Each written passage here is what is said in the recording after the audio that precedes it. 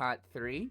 Although Is that the final that's part? kind of insane at the same time, only because Rebirth came out at the beginning of last year, and we know that Part 3 entered into development around about March, April of 2024, with full-scale development beginning towards the end of 2024. So, to think of a situation where Square Enix are currently already getting the voice actors to record their lines, though we do know that the bulk, if not all of the script of Part 3 has already been finalized. That's pretty crazy to think about, because generally, if we're looking at video game development, voice acting is one of the final phases of development that happens for the entire process. Now, that is just generally speaking, though. That's not to say that some devs out there don't record lines towards the earlier stages of development, so long as the script has already been finished. Now, as we all know, we've heard a lot about Final Fantasy VII Remake Part 3. Like, a lot. Even before Rebirth came out, there was already information from Hamaguchi and the rest of the team talking about tidbits to do with Part 3, and then of course Rebirth came and went, and we heard even more about what Square Enix have in store for this final entry into the remake trilogy. At this stage, we've actually heard more about Final Fantasy VII Remake Part 3 then we have Kingdom Hearts 4. It's pretty crazy to think about, a game that has been officially unveiled with a piece of visual media. When did this first trailer come out? Information on it compared to a game that hasn't been officially unveiled. Now, my opinion towards the release of KH4 and Remake Part 3 has always been Kingdom Hearts 4 2026 and Final Fantasy VII Remake Part 3 2027. It seems that 2027 is the year that Square Enix intend to release Part 3. We know that development for Rebirth happened at an insane rate. Seriously, the team responsible for the 7 Remake project are probably the most efficient in amongst all teams under the Square Enix umbrella. They followed up with Rebirth, a substantially larger and much more ambitious game than Remake, just under 4 years. So looking at 2027, yeah, it's highly likely. But the panic that I've been seeing in amongst the Kingdom Hearts community is that there could be a situation of Remake Part 3 releasing before Kingdom Hearts 4, with some other potential project to fill in the gap of 2026. We currently know right now that Yoko Taro...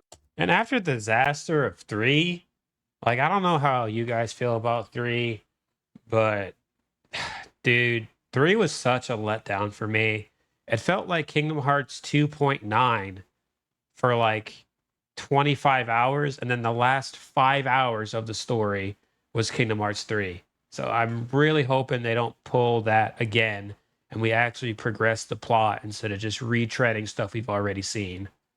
The director of Nier has been working on a brand new project for quite some time. It's very likely we could see that being a big Square Enix release for 2026. So now, through the Cody Christian post and everything we know about Remake Part 3 currently, through the various interviews we've received, I see a lot of people talking about how Kingdom Hearts 4 is going to be a 2028 release. So a couple of things to understand about this. Number one, Kingdom Hearts is a series that is owned by Disney and developed by Square Enix. When it comes to PR, marketing, talking about this franchise, all of that needs to be cleared by Disney. Kingdom Hearts isn't a franchise that Square Enix can just freely talk about. Versus any of Square Enix's other games, namely Final Fantasy in this situation, they're free to do and say what they Final want Fantasy is that? About that franchise. So I know who that absolutely is. Have to be a little bit more careful about how they approach talking about Kingdom Hearts. This is probably why we're in a situation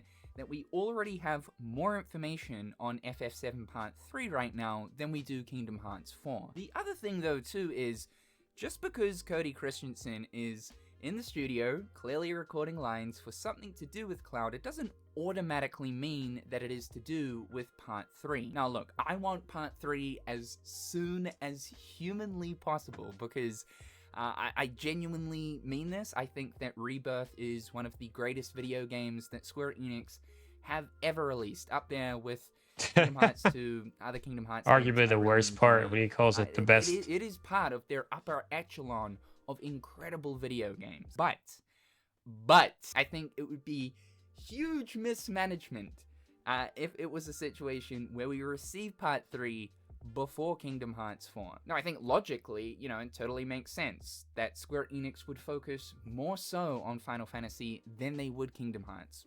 Why? Well, Final Fantasy prints more money, baby. But you have to think that getting an entire AAA trilogy between the time of Kingdom Hearts 3 releasing and the eventual release of Kingdom Hearts 4, that is not great management of your franchises. One thought that I've had is, what if Cody is in the studio recording lines for Kingdom Hearts? We so desperately want Cloud I didn't think about that. to return for a Kingdom Hearts title. And That's true, because Final Fantasy wasn't in Kingdom Hearts 3. Some kind of a proper conclusion to their story that was presented to us in Kingdom Hearts 2. We don't know what happened to these two guys after the Sephiroth fight. And with the way that Kingdom Hearts 4 is working from a narrative perspective, there's a lot that Square Enix could do with both of these characters, integrating a mini story of sorts where they somehow ended up in Quadratum. But Square Enix and Tetsuya Nomura were also very aware of how much people missed the absence of Final Fantasy characters within Kingdom Hearts 3. I believe that the inclusion of Leon, Yuffie, Aerith in Kingdom Hearts 3's DLC Limit Cut was a direct response that was to huge. the feedback given to Square Enix about the lack of Final Fantasy characters. So I do think that Final Fantasy integration will be more of a priority, maybe not as much as it once used to be within the franchise, but more of a priority than it was in Kingdom Hearts 3. And as much as, yes, I would want Steve Burton to be the voice of Cloud for Kingdom Hearts going forward, if Square Enix want to bring Cloud back, just because Steve Burton is the OG voice actor of Cloud. He's also done all of Cloud's work throughout Kingdom Hearts as well. It kind of seems as if Cody Christian is the new era voice actor of this character. The other theory here is that it's just unrelated to both Final Fantasy VII Part 3 and Kingdom Hearts 4 as well. It could just be a totally different Final Fantasy. Could be a mobile game. That's true. Maybe a new Dissidia. It's just, this is very, very early days for the development cycle of FF7 Part 3, and to potentially already see voice actors in the studio recording lines, I kind of don't think so. But who knows?